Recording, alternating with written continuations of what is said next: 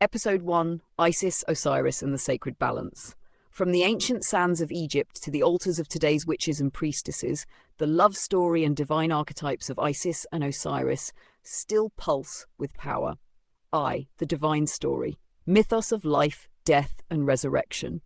In the golden cradle of the Nile, before pyramids reached toward the heavens, the Egyptian pantheon stirred with immortal stories that shaped every aspect of mortal life. Among these, the myth of Isis and Osiris stood as the cornerstone of Egyptian religion, a myth of love, loss, betrayal, death, magic, and resurrection. Osiris, wise and noble, was the god of fertility, agriculture, and the afterlife. As king of Egypt, he brought civilization, justice, and crops that bloomed under his hand. His sister wife, Isis, was a sorceress of unmatched power, the goddess of magic, motherhood, and healing. But Osiris's brother, Set, the embodiment of chaos, grew jealous. He murdered Osiris, sealed his body in a coffin, and cast him into the Nile. Isis, heartbroken but undeterred, scoured the land for her husband's body. When she found it, she wept over it, sang spells, and hid it away, only for Set to find it again, cut it into 14 pieces, and scatter them across Egypt. Refusing to surrender, Isis searched again. Piece by piece, she reassembled Osiris's body. With the help of Anubis, the jackal-headed god of the dead, and her sister Nephthys, she wrapped him in linen, inventing the first mummification ritual. Then she used her breath, her tears, and her sacred chants to resurrect him long enough to conceive their son, Horus, the falcon god of kingship. Though Osiris could not remain among the living, he became ruler of the Duat, the Egyptian underworld, where he reigned with wisdom and justice over the souls of the dead. Isis, goddess of magic, motherhood, and restoration. Titles: Lady of 10,000 Names, she who knows all names, great enchantress. Isis was no meek wife. She was the embodiment of divine feminine power. She resurrected the dead, protected children, healed the sick, and guided souls.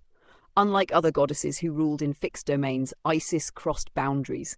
Mother, wife, sister, queen, healer, magician, mourner, priestess. Her powers came from language itself. She once tricked Ra, the sun god, into revealing his true name, gaining divine authority over life and death. In temples from Philae to Thebes, her priestesses invoked her with incense, oils, and chants. Her mysteries spread beyond Egypt, reaching Rome, Greece, and even into modern Wiccan paths, where she is still honoured today as a triple goddess. The green god of death and life. Titles: Lord of Silence, the Green One, First Mummy, Lord of the Dead. Osiris was more than a god of the dead. He was the dying and rising god whose dismemberment and resurrection mirrored the yearly cycle of crops, dying in the dry season, reborn in the floods. His skin was painted green in sacred art, symbolizing rebirth and eternal life. In funerary rites, pharaohs and commoners alike hoped to become an Osiris in death, identifying with his transformation. Spells from the Book of the Dead, especially spell 125, the weighing of the heart, ensured that their souls would be judged fairly in Osiris's court. He brought hope that death was not the end, but a passage to divine renewal. IV, symbols, offerings, and rituals. Isis, symbols, throne hieroglyph, outstretched wings, sistrum, knot of Isis. Offerings, rosewater, myrrh, milk, honey, lotus flowers. Sacred days, the rising of Sirius, July, the night of tears, mourning Osiris. Osiris, green skin, 8F crown, crook and flail, jed pillar, symbol of stability. Offerings, barley bread, wine, fig cakes, incense of frankincense and pine resin. Sacred rites, rebirth festivals during the flooding of the Nile, rituals of the Jed. Modern witches might honour them through moon rituals for Isis and death rebirth rituals for Osiris, especially at Samhain or under a waning moon. Planting seeds in his name is a sacred act. V, archetypal wisdom and modern relevance. Together, Isis and Osiris embody the sacred cycle of grief and restoration, death and life, chaos and rebirth. Isis teaches us resilience. Even when torn apart by life, we can gather our pieces and birth something divine. Osiris reminds us that death is not destruction, but transformation, that what is buried can bloom again. Their son Horus, born of pain and strength, symbolizes as the new self, the sacred child of trauma and healing. Isis, Lady of 10,000 Names, enfold me in your wings of magic. Osiris, Green Lord, awaken the seed within my soul. Let what was broken be mended, let what was lost be found, let what was silenced be sung. Episode 2, Odin and Freyja, Keepers of Mystery and Magic. From windswept forests and thunderous skies comes the breath of Norse sorcery, poetry, prophecy and death, held in the hands of two powerful deities, Odin, the Allfather, and Freyja, the mistress of Seidr. The divine story, death, desire and hidden knowledge. In the myth-steeped world of the ancient Norse, long before the Christian cross reached the cold north, gods and giants, men and spirits moved through the same reality. At the centre stood Odin, god of wisdom, war and death, and Freyja, goddess of beauty, desire and magic. They were not lovers nor enemies, but they were two sides of the same deep mystery, the seeking and the surrendering, the question and the spell. Odin, always hungry for wisdom, sacrificed himself upon the world tree, Yggdrasil. For 9 days and 9 nights he hung there, pierced by a spear without food or water to gain the runes, the alphabet of creation and destruction. He gave one eye to Mimir's well for prophecy. He wandered the worlds in disguise, trading poetry, secrets and blood. Freyja, radiant and fierce, ruled over love, sex, war, death and the art of Seidr, a shamanic form of Norse magic. She wept tears of red gold for her missing lover, Other, travelled between worlds in her falcon cloak, and rode into battle in a chariot pulled by cats. Half of the fallen warriors came not to Odin's Valhalla, but to her realm, Folkvang. While Odin sought knowledge through sacrifice, Freyja mastered the art of shifting fate through desire, trance and sorcery. She was the teacher of Seidr, and it was she who taught Odin. The one-eyed wanderer, god of runes and ravens. Titles: follows God, those God, god of the slain, lord of the runes. Odin is not a simple war god. He is the god of transformation, a traveller cloaked in mystery. His tools were not only swords, but also symbols, words and riddles. He could raise the dead, inspire madness in battle, or bestow poetic genius. He is followed by ravens, Hugin and Munin memory, who whisper to him all they see. His 8-legged horse, Sleipnir, carries him between worlds, from Asgard to Hel and beyond. Odin is the archetype of the seeker, the shaman, the poet and the ruler who is willing to suffer for truth. A 3 Freyja, the sorceress of love, war and the Vanir. Titles: Lady of the Vanir, Mistress of Seidr, Tearweeper, Chooser of the Slain. Freyja is no tame beauty. She is wild, primal and unafraid. As a Vanir goddess, older and more nature-bound than the Aesir, she holds sway over fertility, passion, birth and the hidden arts of fate.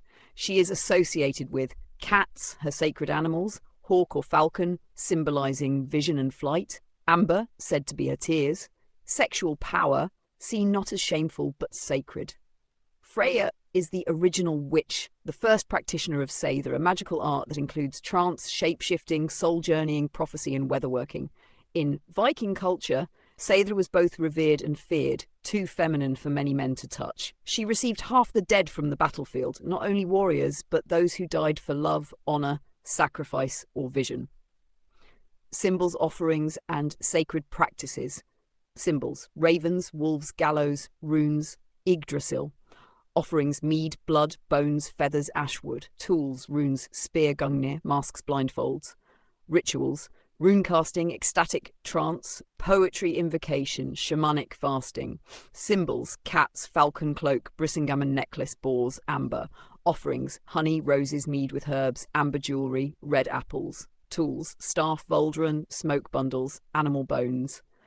Rituals: Seidr trance work, sacred sexuality rites, morning chants, dream divination. Modern pagans honour Freyja with cat familiars, glamour rituals, sensual self-devotion and lunar rites. Odin is honoured in ancestral rituals, rune study, vision quests and ritual hanging sacrifice symbols.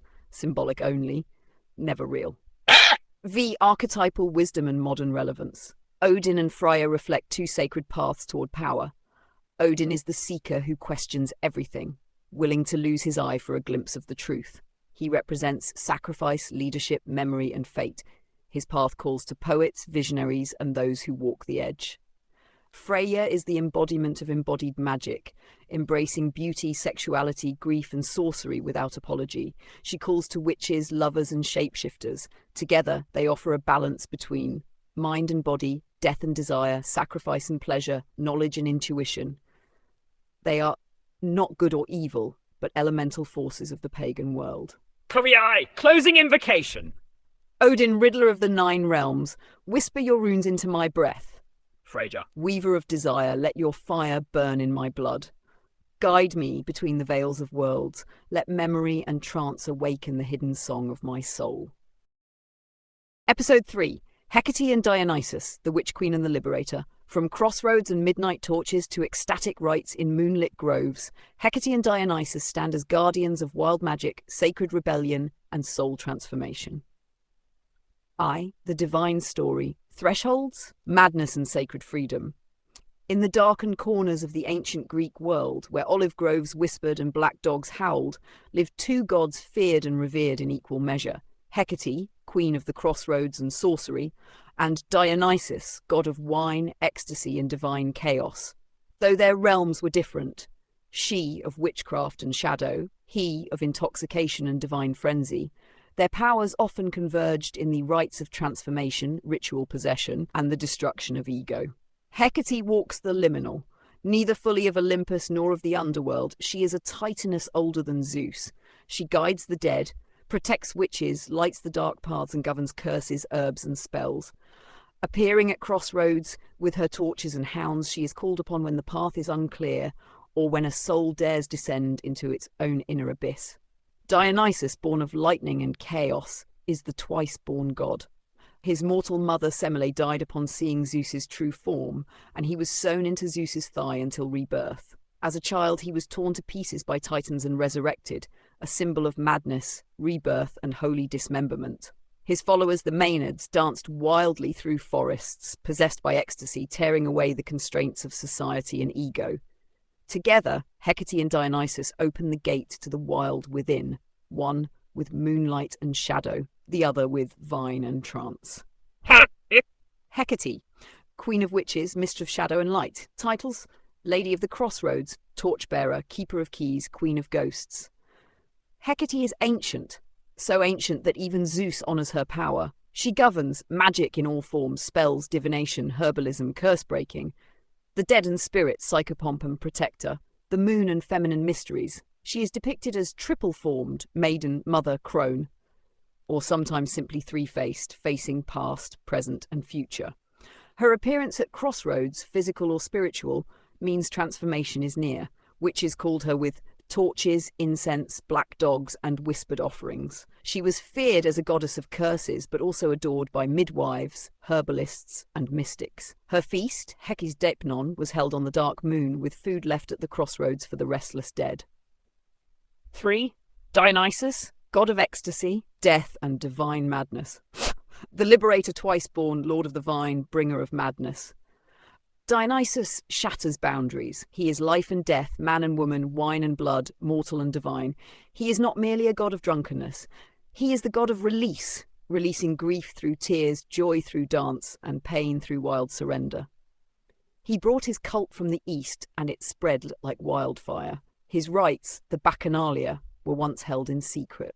Participants wore ivy crowns, drank wine infused with herbs, danced wildly, and entered trance.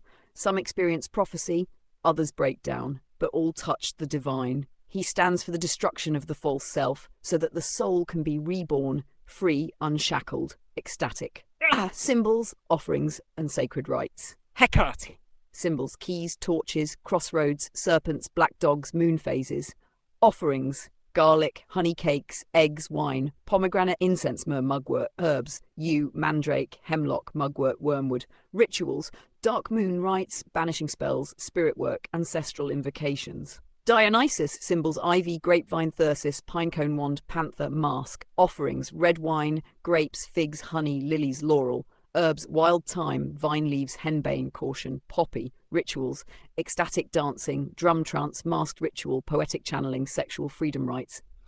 In modern practice, Hecate is honoured during the dark moon, in protection or shadow work. Dionysus is invoked during rites of freedom, healing from trauma, or releasing shame around the body or emotions. V. Archetypal wisdom and modern relevance. Hecate teaches us to own our shadow, to walk with ghosts, and to find wisdom in silence. She guides witches to reclaim power, especially after trauma or loss. She is the sacred guardian of boundaries and transitions, including birth, death, and rebirth. Dionysus teaches sacred ecstasy, that losing control is not weakness but transformation. He is the archetype of the wounded healer, the queer outsider, the liberator. He invites us to weep, scream, laugh, and remember our wildness. Together they open a path of deep personal freedom through descent, surrender, and magic. The Hecate key-bearer, open the way through shadow and silence. Dionysus, vine-blooded one, shake the cage of my soul. Let the masks fall, let the dance begin. Let me be reborn in truth and madness alike. Episode 4, Diana, goddess of the moon, hunt and sisterhood. She moves through forests with bare feet, crowned by the crescent moon, bow in hand, fierce in solitude, tender in protection. Diana, the Roman goddess of wild places, sacred independence, and lunar mystery, still calls to the wild woman in us all. The divine story, the huntress of light and shadow. Long before streetlights pierced the night sky, ancient peoples looked to the moon to mark time, tides, fertility, and mystery. And in the silvery glow of those lunar nights, Diana moved like a shadow, powerful, pure, and wild. The Roman goddess Diana is a form of the older Italic goddess and later became intertwined with the Greek Artemis. She is goddess of the hunt and protector of animals, guardian of the moon and women, keeper of maidens, childbirth, and sovereignty. Unlike most female deities tied to marriage or fertility through submission, Diana was fiercely autonomous. She asked Zeus or Jupiter to grant her eternal virginity, not from fear of men, but because she represented the untamed feminine, unclaimed by any. She roamed forests with her band of nymphs, hunted with golden arrows, and punished those who violated sacred boundaries. Yet she also comforted birthing mothers, guided lost souls, and inspired priestesses in her sacred groves.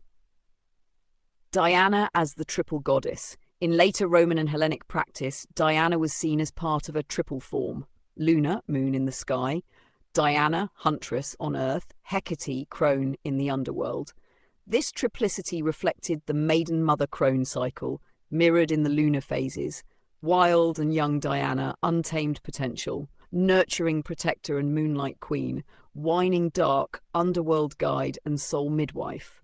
As such, Diana was honoured not just as a huntress, but as a cosmic guide through the changing phases of life.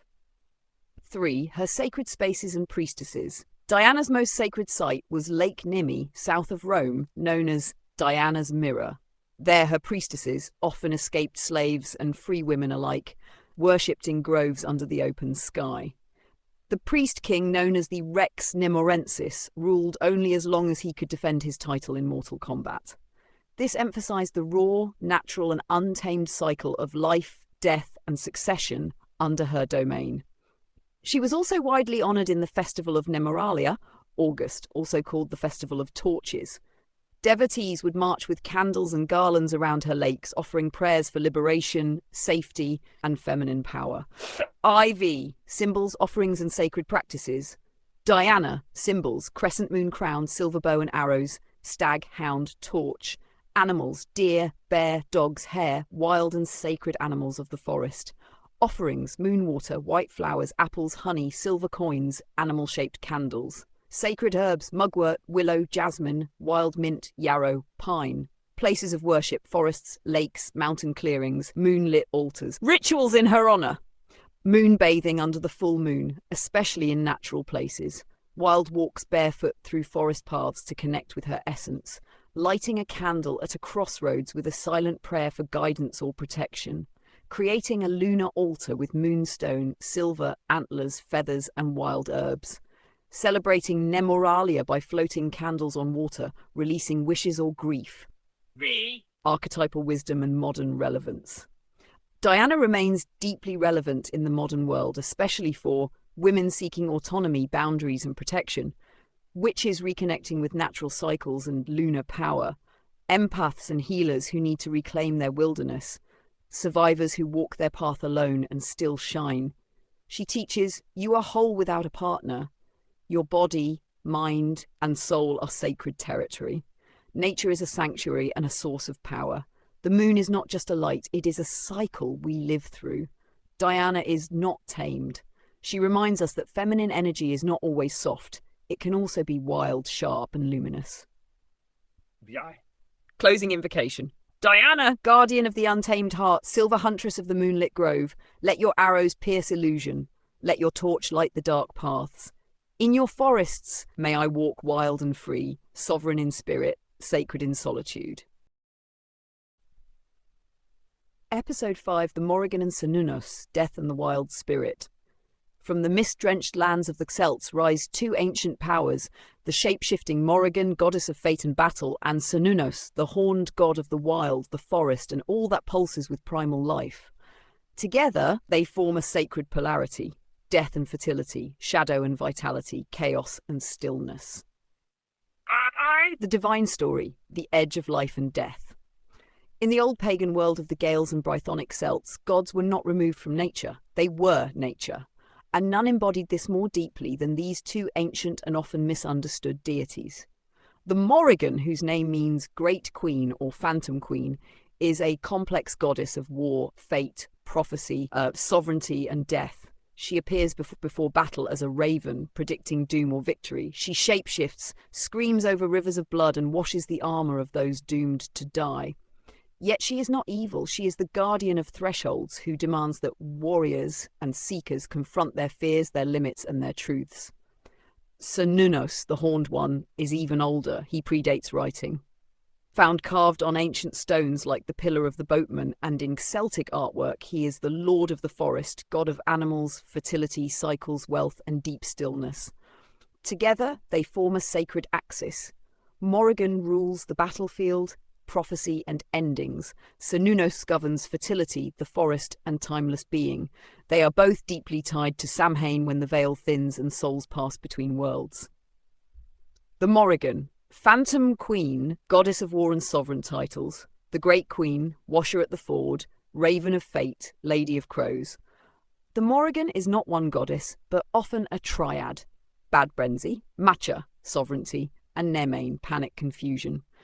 She inspires dread and awe. She is the voice on the battlefield, the whisper in the dream, the face in the smoke. Her essence is prophecy and fate, death and rebirth, protection of sacred land, empowerment through shadow work.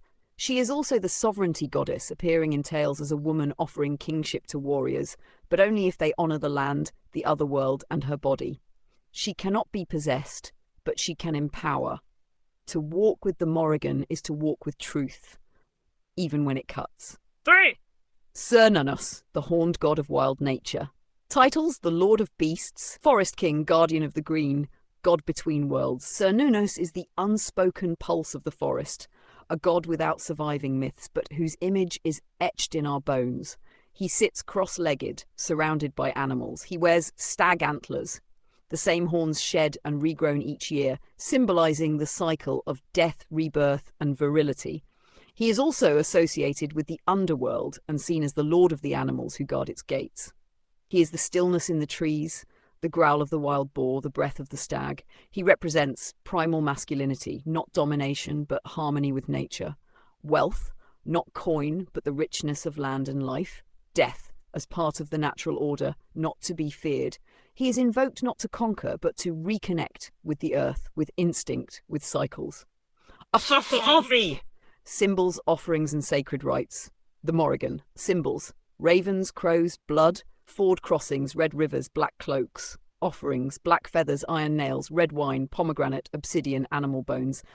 Sacred herbs: belladonna, caution, yew, nettle, elder, nightshade. Rituals: shadow work, battle blessing, banishing, ancestral rites, sovereignty claiming. Cernunnos. Symbols: antlers, torque, neck ring, serpent, stag, wild animals, the forest. Offerings: acorns, antlers, grain, berries, oak leaves, coins left in rivers or under trees. Sacred herbs: oak, mistletoe, sage, pine, cedar, mushrooms with reverence. Rituals: solitary forest walks, animal invocation, fertility rites, meditations on the wheel of the year. Together, they are often honoured at Samhain, Morrigan, and Beltane or Midsummer. Their energies mirror the dark and light heart halves of the year, and working with both helps balance the wild soul within. V. Archetypal wisdom and modern relevance. The Morrigan calls you to step into your shadow and become sovereign, not by escaping darkness, but by embracing it. She is the voice that says, "You are more than your fear." She is honoured by truth seekers, trauma survivors, witches, and warriors. Cernunnos invites you to ground, to come back to earth, to remember your body and instincts. He offers the gift of reconnection to natural cycles, sensuality, and peace without passivity. They ask, are you truly living or hiding behind comfort? Do you remember your roots, your animal self, your soul's calling? Can you walk between worlds, not to escape, but to return wiser?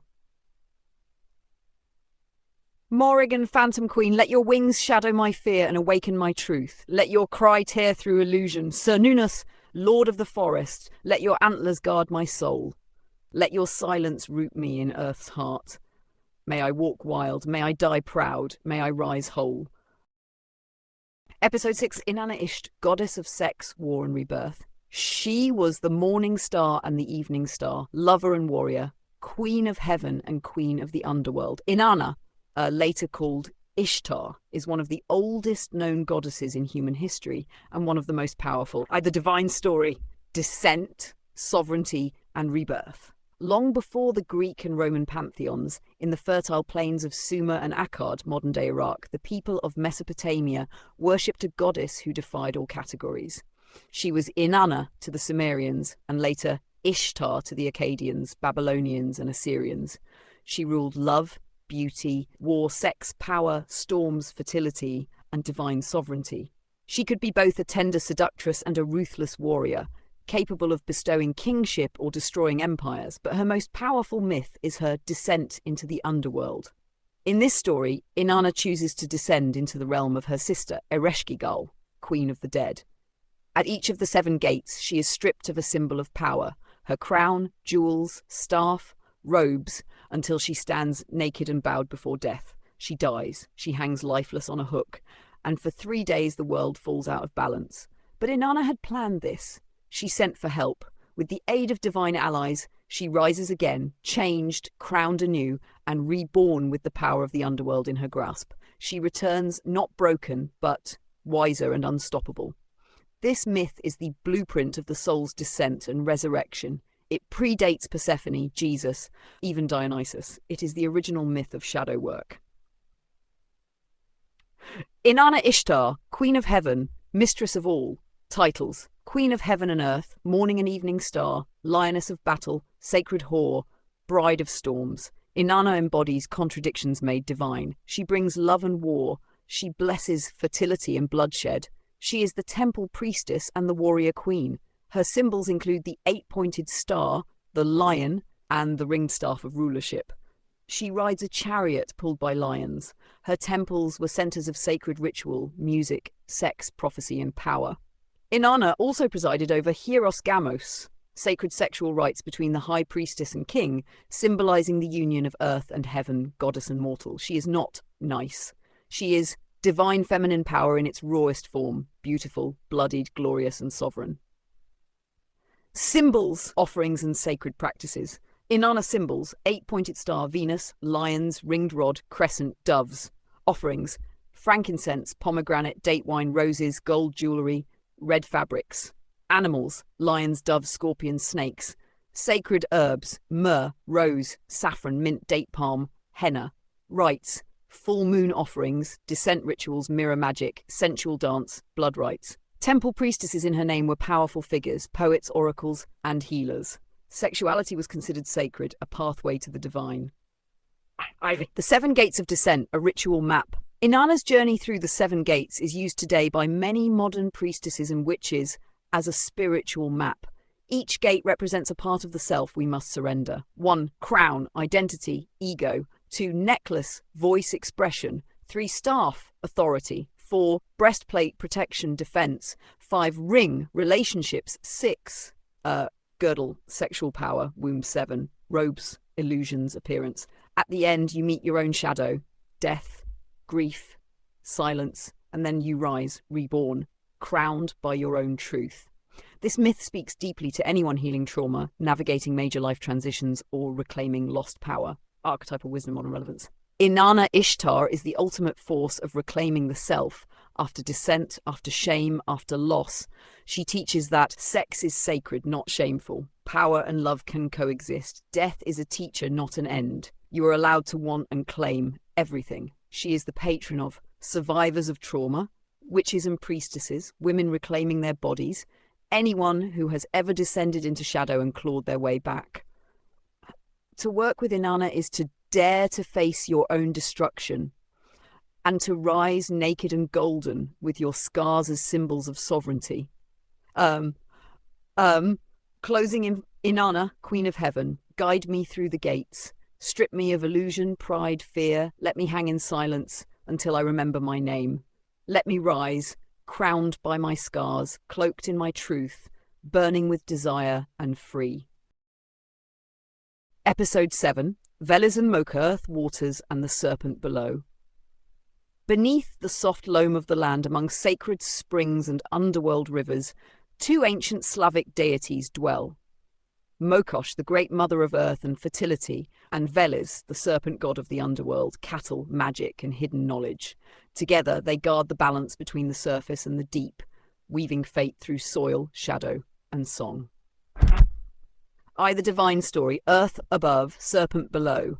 In pre-Christian Slavic spirituality, the world was seen as a great tree. Its roots wound through the underworld, its trunk held the world of the living, and its branches touched the sky. Life moved in cycles. Birth, death, rebirth, all guided by sacred forces who were not merely gods, but the spirits of nature itself. Two of the most powerful of these deities were Mokosh, the only major Slavic goddess, earth mother and spinner of fate; Veles, god of the dead, magic, waters, livestock, and the chthonic underworld. They often existed in tension with Perun, the sky god of thunder and order. While Perun ruled above, Veles slithered through the roots, stealing fire, knowledge, and cattle from the heavens. Their conflict represents the ancient polarity of sky and soil, of order and wildness, not unlike the dance between gods of law and gods of chaos in many ancient cultures.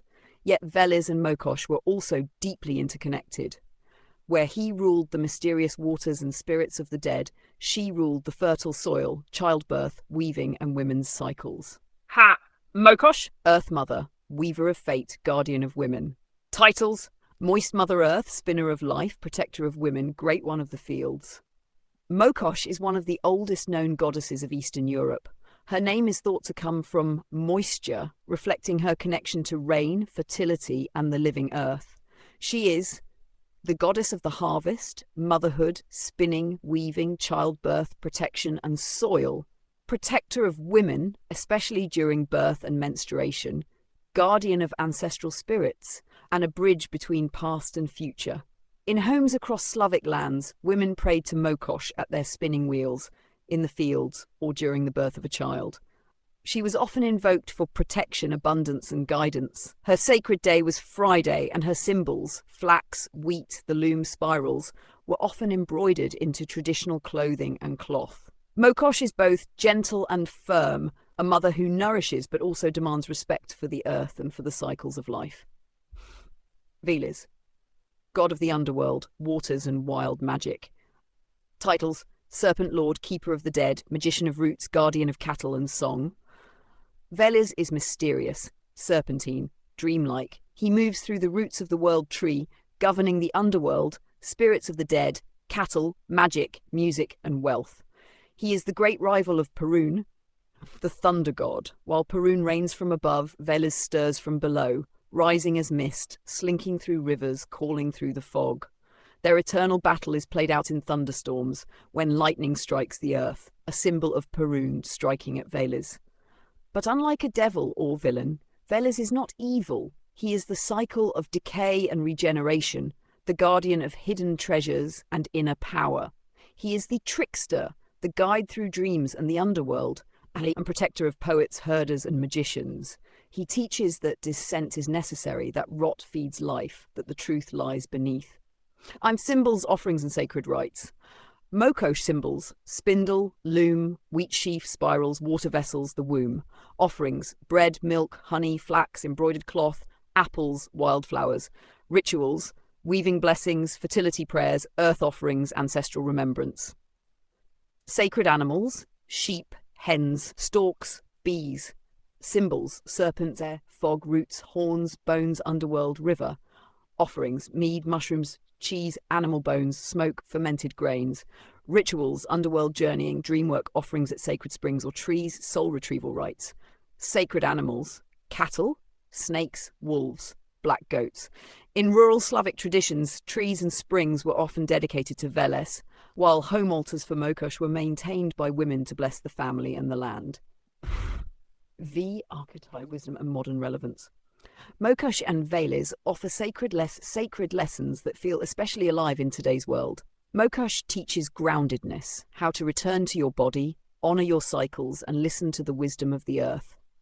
Veles teaches shadow integration, how to descend into the subconscious, reclaim lost parts of the self, and harvest magic from grief and darkness. Together they show that we are of the earth and under it. Power is found in both growth and decay. Magic is not just light, it is found in rot, soil, bone, and dream.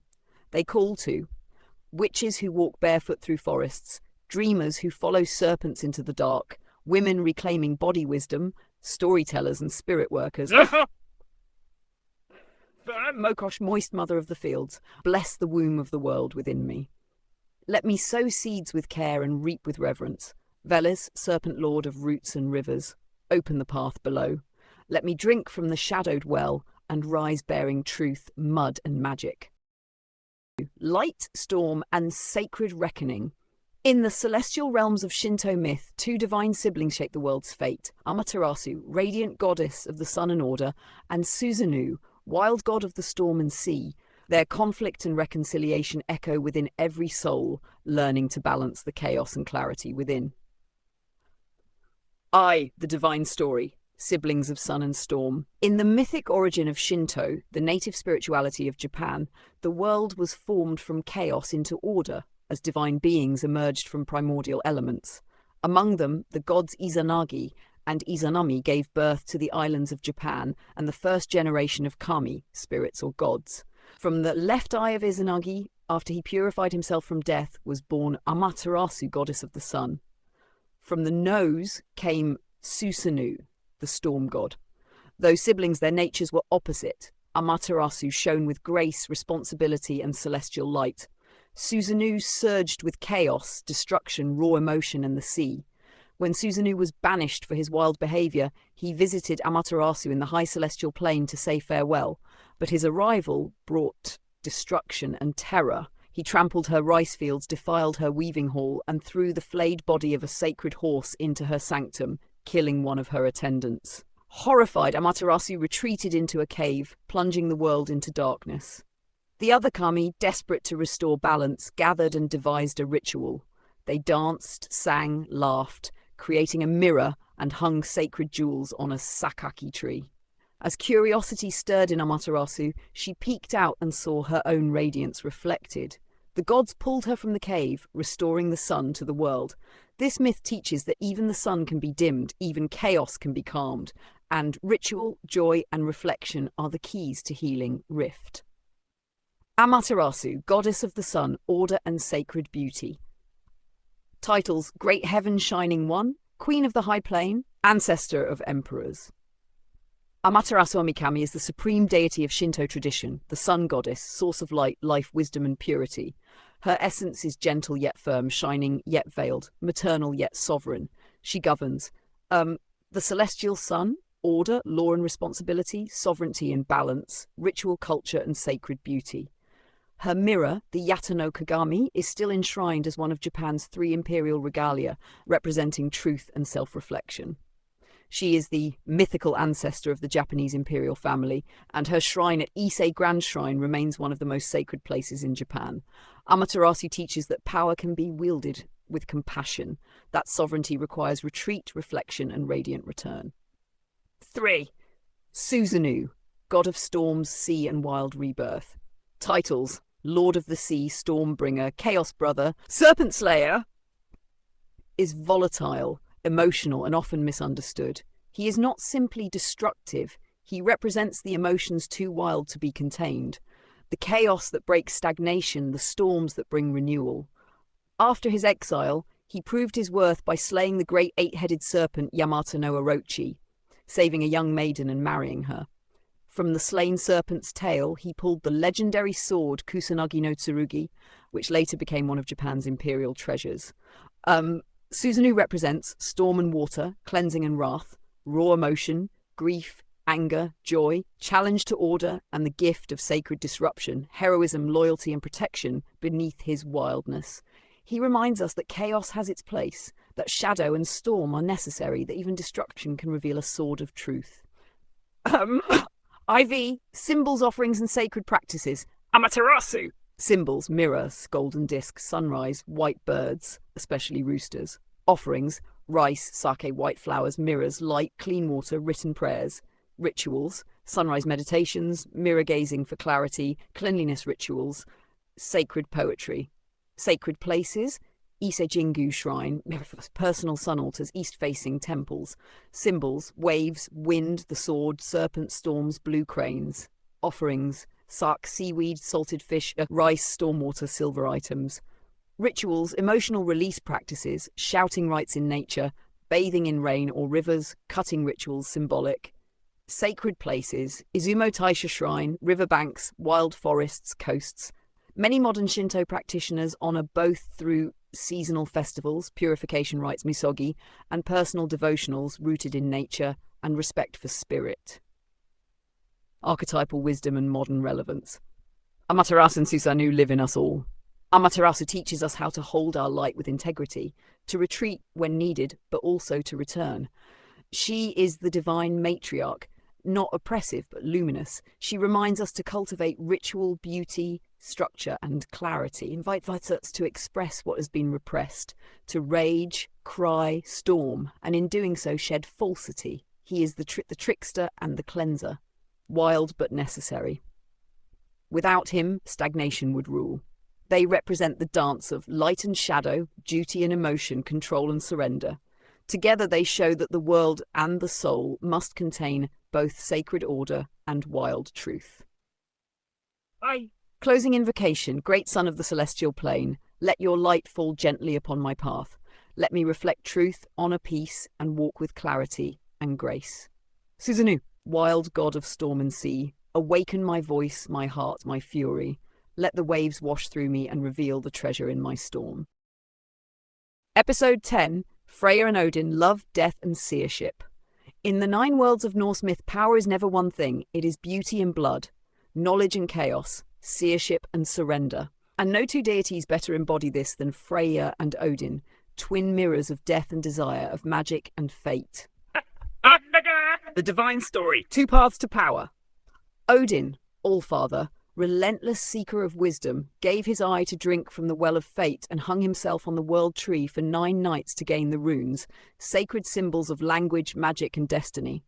Freyr, goddess of love and war, of magic and mourning, rides a chariot drawn by cats, weeps golden tears, and taught Odin the art of Seidr, Norse trance magic, shamanism and fate weaving. He became the god of the spear, she the goddess of the thread.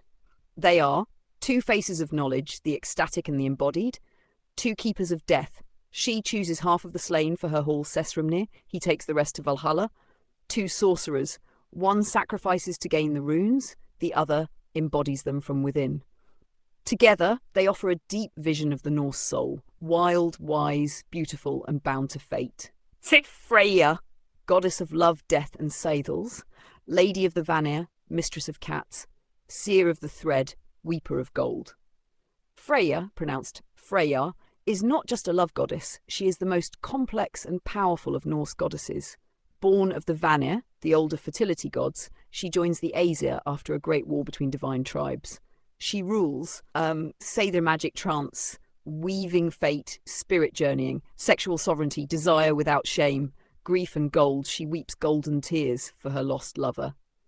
Oh, the battle and death, she claims half the slain for her own hall. Freya is both sensual and terrifying. She reminds us that love is power, that beauty and sorrow often share a bed, and that true magic requires both openness and command. 3. Odin, All-Father, God of the Runes, ecstatic wisdom titles. One-eyed wanderer, father of battle, rune giver, lord of the hanged. Odin is not a gentle god. He is frenzied, cunning, relentless, sacrificing all for knowledge. He rules war and strategy, not brute force, but tactical dominance. Runes and wisdom, language, spells, secrets. Death and the hanged as the god of gallows and initiates. Shamanic travel. His ravens fly across the world each day. He gave up to Mimir's well for sight beyond sight. He hung himself on Yggdrasil, the world tree, pierced by his spear to discover the runes. He wears many masks, wanders in disguise, and speaks in riddles. Odin represents the sacrifice of self for soul and the constant hunger for truth, no matter the cost. Ivor, symbols, offerings, and sacred rites. Symbols: cats, falcon cloak, necklace, Brisingamen, golden tears, boar. Offerings: honey, rose petals, amber, gold, mead, blood, poems of longing. Sacred herbs: damiana, rose, mugwort, yarrow, vervain. Rituals: mirror gazing, erotic spellwork, trance dancing, ancestral weeping, Seder journeying. Odin symbols: ravens, hugin and wolves, Gerionfriki, gallows, spear-dungnir, runes. Offerings: mead, ashwood, black feathers, bones, runes carved into bark or stone. Sacred herbs: fly agaric, caution, tobacco, mugwort, ash bark. Rituals: rune casting, breathwork, prophecy, ecstatic chanting, hanging or binding rites, safely, symbolically. Their sacred days are often honoured at Yule, midwinter, and autumn equinox, where death and wisdom walk hand in hand. Archetypal wisdom and modern relevance together. Freya and Odin reveal the soul path of the witch, the poet, the rebel, the seer. Freya says, "You are divine, your pleasure is sacred, weep if you must, but rise adorned in power." Odin says, "Knowledge is earned, truth is sacrifice, surrender your comfort and find your soul." They guide witches reclaiming ancient power, seers unafraid of shadow, queer magicians defying gender and shame. Odin practicing Seder was considered taboo for men. Artists, lovers, wanderers, and grief-bearers. They remind us to love without apology, to seek without end, to lead without cruelty, and to stand between the worlds with courage and flame. Closing invocation. Lady of the thread, teach me to weave with tears and gold. Let desire be my spell, let longing be my map. Odin, one-eyed seeker, guide me to the runes carved deep. Let me hang in silence and rise whispering truth. Episode 11, Persephone and Hades, Descent, Choice, and the Queen Below. Beneath the marble temples of Olympus and far below the golden fields of Demeter's domain lies the ancient throne of the underworld, ruled not by cruelty but by mystery. Here, Persephone reigns as Queen of Shades, and Hades, her counterpart, keeps silent order. Together they show us how descent leads not to ruin but to power. The divine story, abduction or awakening. Persephone's myth is one of the oldest and most retold in Greek lore. She was once Kori, the maiden, daughter of Demeter, goddess of agriculture and cherished child of light. But one day the earth opened. Hades, god of the dead and unseen wealth, rose from the deep in his chariot of shadow and took Kora below. Grief-stricken, Demeter withdrew from the world. Crops withered, famine spread. The world teetered toward death. Zeus intervened, and Persephone was returned. But she had eaten 6 seeds of the pomegranate, bound now to both worlds. She became Persephone, queen of the underworld, returning each spring to the surface, but spending part of the year below. This myth is not just about seasons, it is about initiation, about descent into self, about choosing the shadow rather than being broken by it. Persephone, queen of the underworld, maiden of spring. Titles: Kora the maiden, bringer of destruction, the Iron Queen. She who knows Persephone is often misunderstood as passive, but in older Eleusinian and Orphic mysteries, she is a figure of immense power and transformation. She is the bridge between innocence and sovereignty, spring and silence, life and death. As queen, she does not simply endure the underworld, she rules it. She rules it. She welcomes the dead. guides initiates, offers peace to restless spirits, and when she returns each year, she brings life and renewal in her footsteps. She teaches that dissent is not defeat, that silence has power, that you can be both light and dark, soft and iron. Hades, Lord of the Dead, Keeper of Law and Shadow. Titles: The Unseen One, Riches Below, Hospitable Death, Silent Judge. Unlike the Christian devil, Hades is not evil. He is the neutral god of death and order, keeper of souls and guardian of sacred oaths. He rules not through fear, but through structure, balance, and unwavering justice. He is the guardian of the gates between life and death, the silent partner to Persephone's fire, a god of loyalty, hidden wealth, and solemn honor. In older myths, he is neither cruel nor lustful. His role is to receive, to hold, and to honor. His presence is quiet, shadowed, constant. He teaches how to hold boundaries with power, how to protect without control. That shadow does not mean harm, it means depth. Symbols, offerings, and sacred practices. Persephone, symbols: pomegranate, narcissus, torch, black veil, grain, butterflies. Offerings: dark red wine, pomegranate seeds, poppies, honey, myrrh, lavender.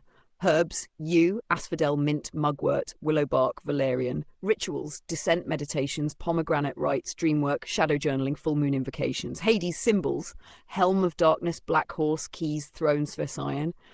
Offerings: bread, olives, wine, bones, ash, coins, obsidian. Herbs: cypress, hellebore, aconite, wolfsbane, symbolic only, myrrh. Rituals: silence offerings, protection wards, ancestor veneration, pact rituals, meditations on death and truth. Together they are honoured in autumn and spring through dream, descent and ritual renewal. They are the heart of the Eleusinian mysteries, ancient rites of life, death and rebirth. V. Archetypal wisdom and modern relevance. Persephone and Hades are archetypes of initiation and balance. Persephone walks between worlds. She is the soul who reclaims her own power, who learns to speak softly and carry a crown. She is the survivor who becomes queen. Hades is the holder of space, the guardian of transformation. He does not fix or chase. He waits, honors, receives. Together they offer a roadmap for trauma healing, a framework for shadow work, permission to live in between states, to be both lover and sovereign, soft and terrifying, healing and haunted. They guide witches in transformation, lovers reclaiming trust, souls walking through grief, women finding power in silence. Anyone who has been taken and chosen to rise anyway. Closing invocation. Persephone, queen below, let me eat of my truth. Let me walk the dark path without fear. Let me bloom from beneath. Cape of the gate, receive what I release. Hold my shadows with honor. Let me rise bound to no one but myself. Episode 12. Ereshkigal 12 and Nergal, death, marriage and sovereignty below. In the great ziggurats and dusty temples of ancient Sumer and Babylon, the gods of life and death ruled in brutal elegance.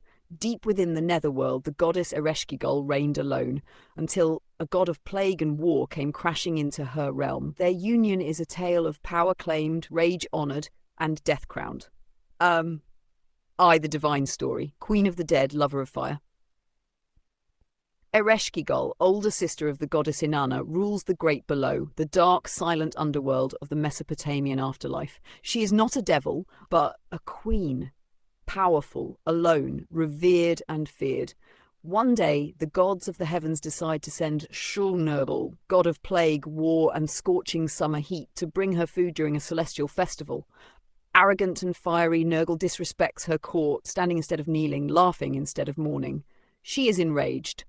But instead of punishing him with death, she summons him back. And this time, they fall into each other like fire and obsidian. They become lovers in her chamber for 6 days and nights. But on the 7th day he flees, fearing the permanence of death. Ereshkigal, scorned and furious, demands his return. Nergal returns, not in shame, but with sword and passion. He storms her realm again, and instead of destroying one another, they share the throne. Thus, the Queen of Death and the God of War become consorts in shadow, ruling not through submission, but mutual force, recognition, and surrender.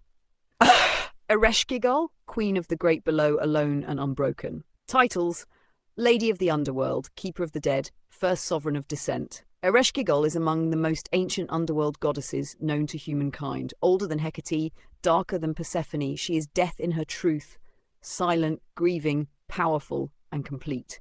She represents sovereignty through solitude, the dignity of grief, raw, undiluted rage, initiation through descent. She appears in the myth of Inanna's descent, where her sister tries to take her throne.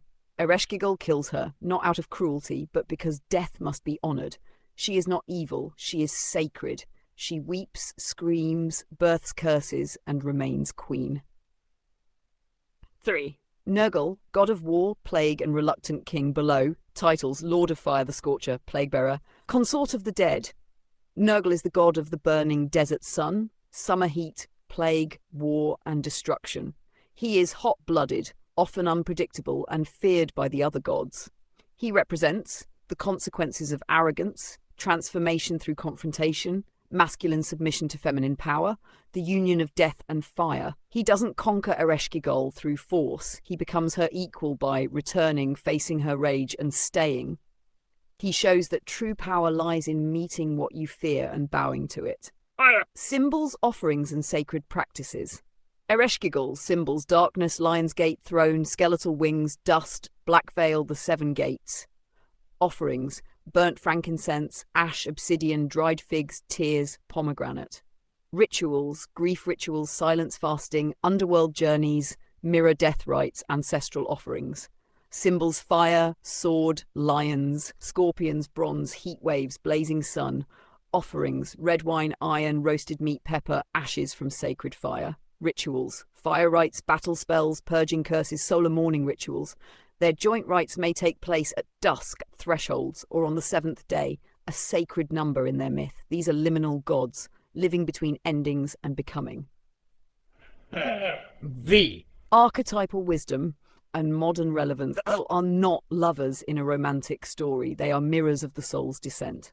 She-soul's descent. She shows us that grief and rage are sacred, that you do not have to be gentle to be holy, that power need not apologize for its darkness. He shows us that masculinity can yield without shame, that destruction is not always evil, but sometimes necessary to burn away the false, that true kingship is earned through surrender, not conquest. Together they teach descent is the path to truth, death is not the end, but a throne. Rage, if honoured, becomes sovereignty. They walk with witches who cry alone in the dark, survivors who burned and rose again, lovers who face one another without masks, women reclaiming fury, men dismantling pride. Ereshkigal, Lady of Silence, Queen of the place no one dares name. Let me scream, let me weep, let me live in my bones. You who yield to none, teach me how to grieve and not break.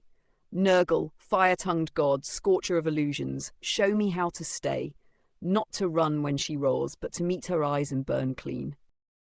In the thunderous heights of Mount Saffon and the heat of the battlefield, Anat and Baal embody divine passion and untamed force. She, lioness of war, he, stormbringer and fertility king. Their fierce bond is one of power, grief, protection, and unsurpassable devotion.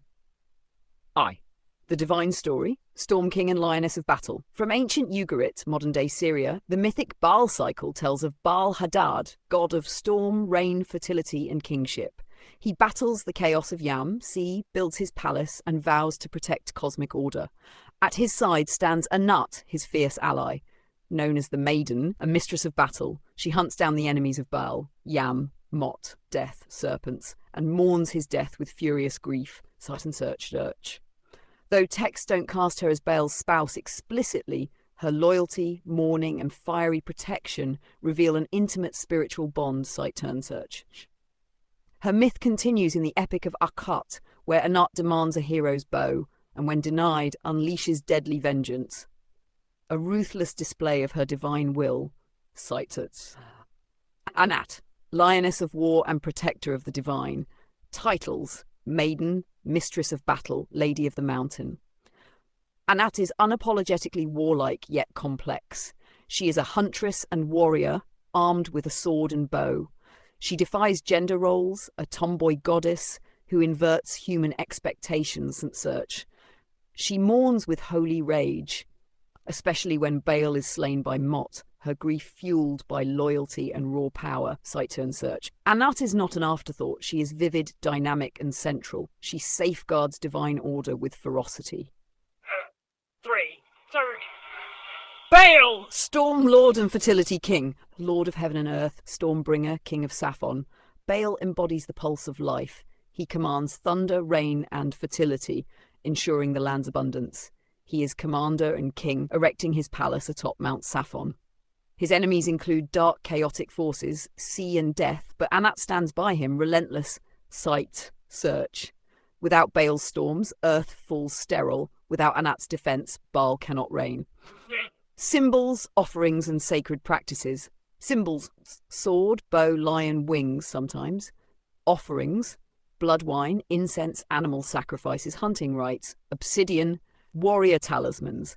Rites, battle chants, morning feasts, oath-binding rituals, ancestral invocations. Baal: symbols, thunderbolt, bull, rain, mountain, oak. Offerings: libations of wine and beer, barley, incense, fruit. Storm festivals, rain-making chants, fertility offerings, temple processions. These rites are commemorated at seasonal festivals, rain-bringing in spring, thunder revering in summer. Archetypal wisdom and modern relevance. Anat and Baal speak today to those who endure and defend. Anat teaches righteous rage, that anger in the face of injustice is sacred and grief can become armor. Baal teaches that abundance requires release. Storms bring growth. Kings must twist will like branches in the wind. Together they affirm, life is hard won, but nurtured with storm and shield. The divine feminine can be fierce, the divine masculine must nurture. They call to activists fueled by passion, warriors of justice, survivors who rise, symbols of wild sovereignty and compassionate strength.